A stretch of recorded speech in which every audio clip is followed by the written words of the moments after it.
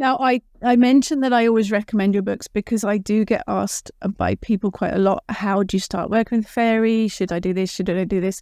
And I always give a warning first. So would you would you give any particular advice or warning for those starting to work with the fair folk?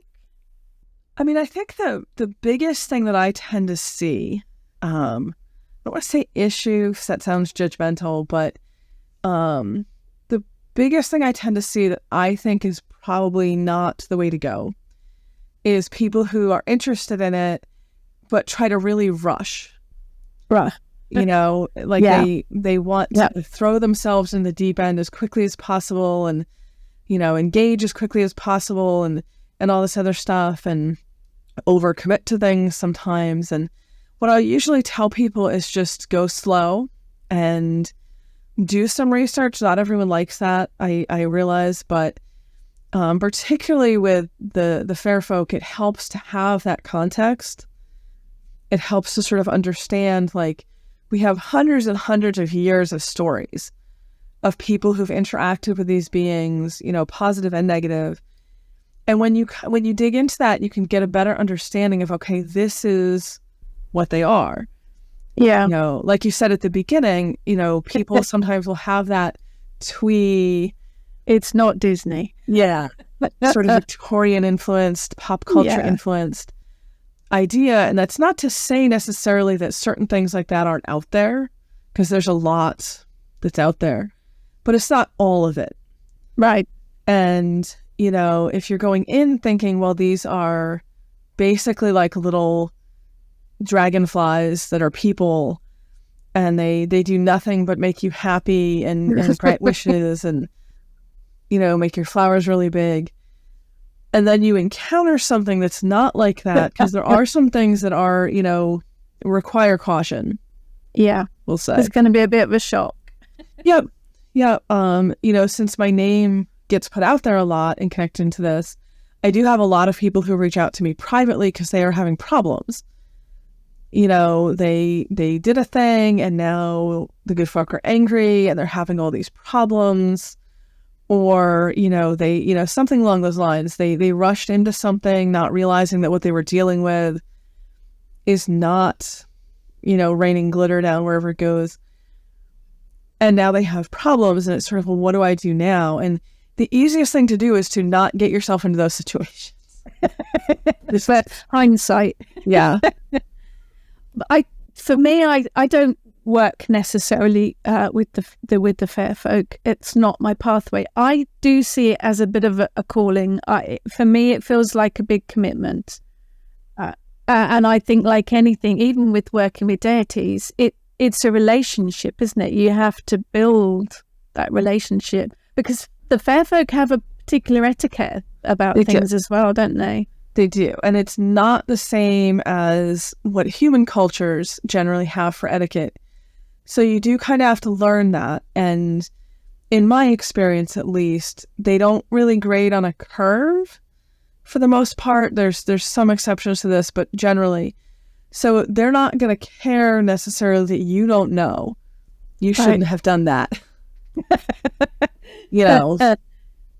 And again, I'm saying that partially based on the experience of having people come to me.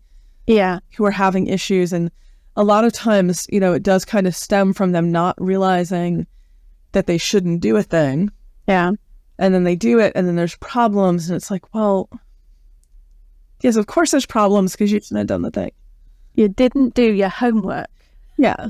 Yeah. And I mean, I'm not saying don't engage with them at all. Obviously, it's like the basis of my spirituality, but definitely just respect that they can be powerful, they can influence your life in different ways.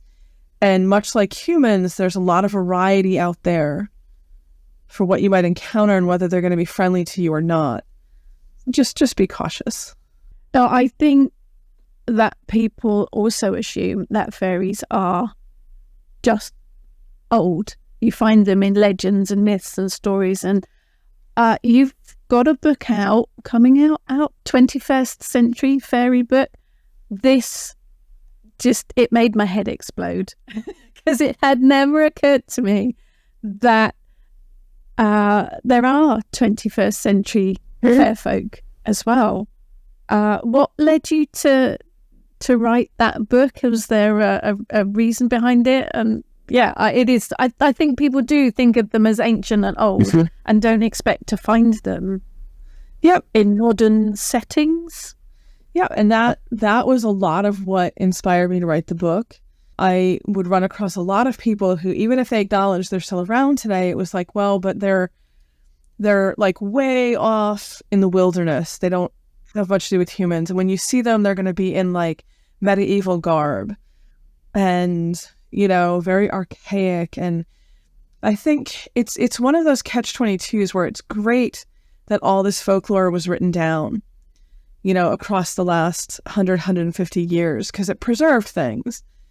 And it lets us look back now and say, like, okay, well, this is what the beliefs were. These are the stories. The other side to that, though, the problem with that is that I do think it tends to get people in this mindset of, like, this is history. These are stories from 1920 or 1870 or whatever, and it kind of anchors them in a way.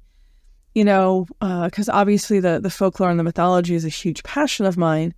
And when you read the older accounts, the older stories, fairies were always seen as being a little behind human culture, but mostly contemporary. Like, they might be dressed in clothes that were a little old-fashioned. They might need to borrow, like, the newest technology, like hand mills. That was a whole thing for a while. Things like that. But there was never this idea that they were archaic, that they were stuck in the past. People who encountered them in like 1870, for example, were not describing them like they were from the 1400s. There's even a story, and I think this is in The Good Folk, which is a book that came out in 1991. It's like a collection of articles on different cultural fairies, talking about a Welsh story of pixies with a borrowed midwife, who the pixie husband took a bus to go get the midwife, and then the midwife took the bus back, to bring her to deliver this pixie baby. Right. And that's a modern bus. Yeah, most people wouldn't expect to find public transport in a story about the fair folk. Absolutely. Yeah. And I just think that, I wanted to put something out there that helped people reframe it a bit. Yeah. You can find them in cities. You can find them in suburbs. You can find them pretty much anywhere you find anything. Yeah. And they are still with us. They're still around. The stories are still around. It's just something most people, like you said, you don't think about it.